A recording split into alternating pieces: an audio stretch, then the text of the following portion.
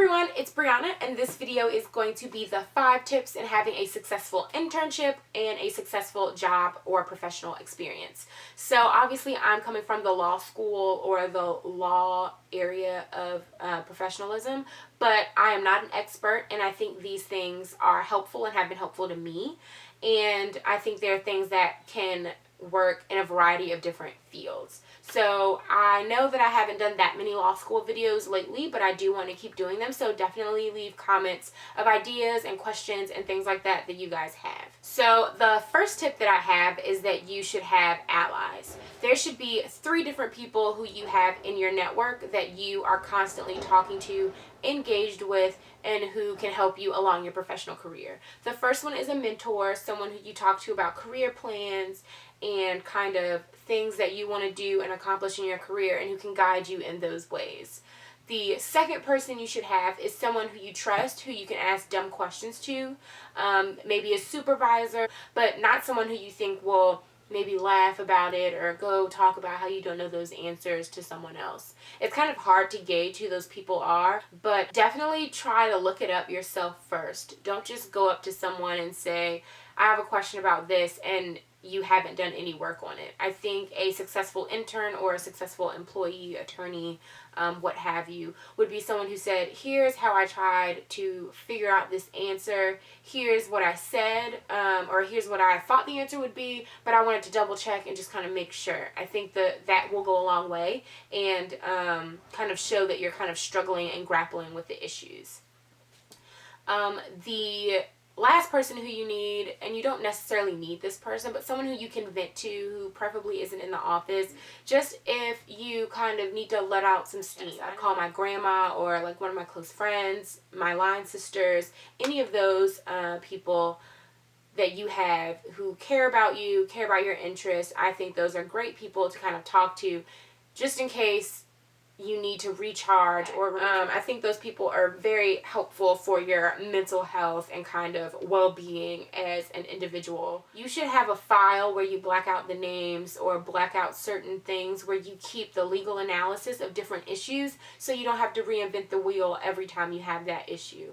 Like if you have to respond to a motion, or if you have to respond to an appeal, or if you have to write an appeal, just any kind of document, you can ask like your supervisor, can I have a go by or some kind of document where you've done this before, and keep that in your records so you kind of know what you can build off of, because that will help you to save time and to be efficient. And make sure you document all that stuff. Like I have a binder of case law of cases that I thought were a little interesting but would definitely come up again, and that I could see myself looking up again because the issue is something that happens often.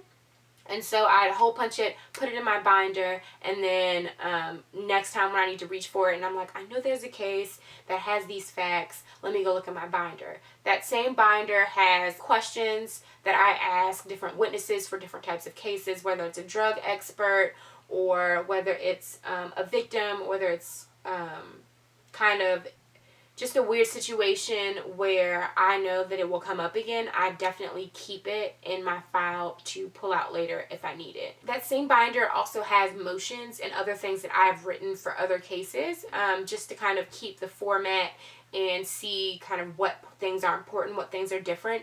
And when I have other people look over them, I also keep their copies and their corrections as well, to make sure that I don't make the same mistakes and I remember the reasons why I wrote things certain ways. The third thing I would say is network. Talk to the people who are your higher ups, who would be a part of the hiring decisions, and kind of get to know them, get to know what they think, and kind of interact with them in ways so that they personally know what you're capable of, your work ethic, and things like that. Now, I'm not saying go talk to them without having anything to say. If you just want to go and kind of talk to attorneys or talk to other people in your office just because you think that you need to save face and be in their face, I don't think that that's genuine, and I don't think that that's going to come off well. I think you should go to them with genuine questions, genuine concerns, things that you thought were interesting, but also keep in mind that they're busy, so don't go in and waste their time. It's a very delicate balance, but I still wanted to mention it just because you don't want to be in a position where you did a great job, you worked your butt off, and then one of the hiring attorneys says, I don't know who that is, they've never spoken to me, or anything like that. So just keep that in mind. The fourth thing, I think I'm on 4 now, is that you should be very mindful of the other people who you don't think can do something for you. I think a lot of people only talk to people who can do stuff for them. They don't talk to support staff, whether it's paralegals or victim witness, and they kind of look down on them. You never know who can help you or cover your butt when something goes down or something goes wrong. And I'm not saying just be nice to them because they can help you later, because maybe they never will. But my point is, be nice to everyone, because that's just the best thing to do. I don't know. They are very helpful and very knowledgeable and will definitely make your experience better. So the fifth and final thing is put yourself out there. Talk to people who are doing exactly what you want to do and say, hey, can I help you with this case? If it's a murder case or something that you want to do and you see someone has a murder coming up, say, hey, I'm interested in this. If you just need help with research, if I could second chair, I'm really interested in working with you, and if I can do anything, let me know. So at least you have now put yourself on the radar and in that person's periphery to kind of work on something that you're interested in. I know that it's hard to kind of walk up to someone and say, I want to help you, let me help you. But make sure you're prepared to do it, first of all, and that you don't have a lot of work on your plate. Make sure you always have your calendar so you don't double book, because you don't want to promise something and then not be able to deliver. So that's definitely something that you need to keep in mind. It's really important.